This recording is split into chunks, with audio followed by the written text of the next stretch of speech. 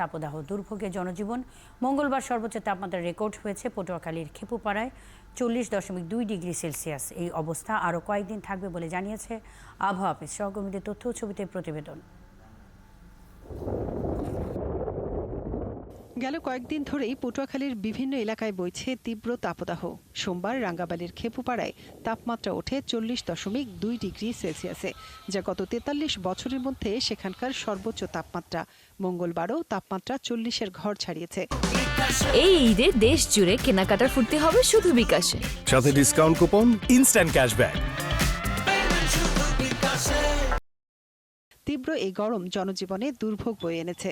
গরমের ঠেলায় ভাইয়া রাস্তাঘাটে কোনো বাইরে নিয়ে যায় না, খালি পিপাসা তাপ আর তাপ। গরমে গাড়ি চালাইতে না, গরমে কুলায় না।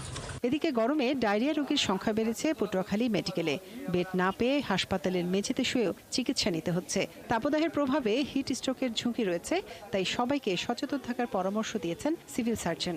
বৃদ্ধ ও শিশুদের নিরাপদ রাখা ও বিশুদ্ধ পানি পানের পরামর্শ দিয়েছেন তিনি। হিট স্ট্রোক থেকে মুক্তি পেতে হলে আমাদেরকে ছায়াযুক্ত স্থান নির্বাচন করতে হবে। অপ্রয়োজনীয় অযথাই আমাদের বাইরে ঘোরাঘুরি না করা, শিশুদেরকে ঘরের ভিতর রাখা এবং স্বাভাবিক ঠান্ডা পানি পান করা। তীব্র গরমে অতিষ্ঠ মোংলা ও সুন্দরবন উপকূলীয় জনজীবন। সবচেয়ে বেশি ভোগান্তিতে উপজেলার দিনমজুর, শ্রমিক সহ কম আয়ের মানুষ। প্রয়োজন ছাড়া কেউই বাইরে বের হচ্ছেন না। শিশুসহ বয়স্করা এই গরমে নানা রোগে আক্রান্ত হতে পারেন, তাই চিকিৎসকরা সতর্ক থাকার পরামর্শ দিচ্ছেন।